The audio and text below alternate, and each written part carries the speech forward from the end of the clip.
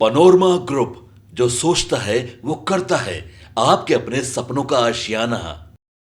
नमस्कार, मैं अंकित और आप देख रहे हैं सिटी पोस्ट लाइव। बिहार की बहुप्रतीक्षित इंफ्रास्ट्रक्चर परियोजना को लेकर इस वक्त एक बड़ी और अहम खबर सामने आ रही है। आपको बता दें कि राज्य के विकास की रफ्तार बढ़ने वाले पटना पूर्णिया और हल्दिया रक्सौल एक्सप्रेसवे समेत कई राष्ट्रीय राजमार्ग और पुल निर्माण परियोजनाओं फिलहाल अटकी हुई हैं। इन योजनाओं में देरी की सबसे बड़ी वजह बन रही है भूमि अधिग्रहण, मुआवजा भुगतान और प्रशासनिक प्रक्रियाओं में हो रही देरी।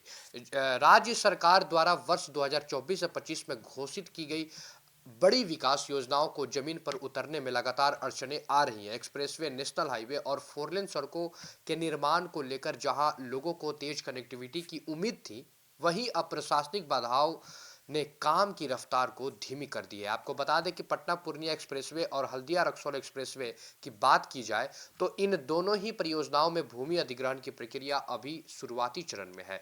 कई जिलों में अधिसूचना से जुड़े प्रस्ताव मुख्यालय स्तर पर लंबित है, जिसके कारण आगे की कार्रवाई शुरू नहीं हो पा रही है। इससे न केवल निर्माण एजेंसियों को काम शुरू करने में परेशानी हो रही है, बल्कि परियोजनाओं की समय सीमा भी प्रभावित हो रही है। इसी तरह राष्ट्रीय राजमार्ग परियोजना में भी स्थिति कुछ अलग नहीं है। NH 112 बी की अगर बात करें तो परियोजना में जहां लगभग 90% काम पूरा हो चुका है, वहीं कुछ हिस्सों में जमीन, पेड़, मंदिर और झोपड़ियां के कारण सड़क निर्माण अटका हुआ है। वहीं NH 322 की बात करें तो उस पर सड़क किनारे बने पक्के अतिक्रमण निर्माण कार्य में बड़ी बाधा बन रहे हैं। राज्य में चल रही फोरलेन और पुल निर्माण परियोजनाओं में भी भूमि अधिग्रहण की समस्या सामने आई है। ताजपुर, बख्तियारपुर फोरलेन और कई आरओबी निर्माण कार्यों में कई मौजा और खसराओं की प्रतिक्रिया जो थी वो अब तक पूरी नहीं हो पाई है। मुआवजा राशि एल आर बल्कि माफ कीजिएगा LARRA कोर्ट में जमा होने के बावजूद अतिक्रमण ना हटने से निर्माण कार्य आगे नहीं बढ़ पा रहा है। इन सभी अड़चनों का सीधा असर आम जनता पर पड़ रहा है।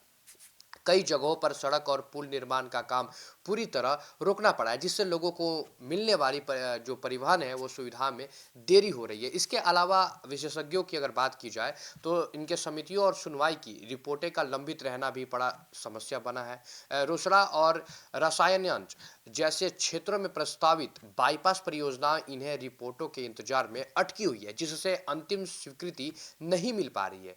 अगर इन हालातों को देखते हुए अगर देखा जाए तो जिला अधिकारी ने संबंधित अधिकारियों को सख्त निर्देश दिए हैं कि भूमि अधिग्रहण, मुआवजा भुगतान और अतिक्रमण हटाने की प्रतिक्रिया जो है उसको तेज किया जाए। प्रशासन का यह कहना है कि सभी लंबित रिपोर्टों को जल्द पूरा कर निर्माण कार्य में आ रही बाधाओं को दूर किया जाए। राज्य सरकार की प्राथमिकता है कि ये परियोजनाएं समय पर पूरी हो, ताकि परिवहन व्यवस्था मजबूत हो, व्यापार और उद्योग को बढ़ावा मिले और ग्रामीण इलाकों की कनेक्टिविटी जो है वो बेहतर हो सके।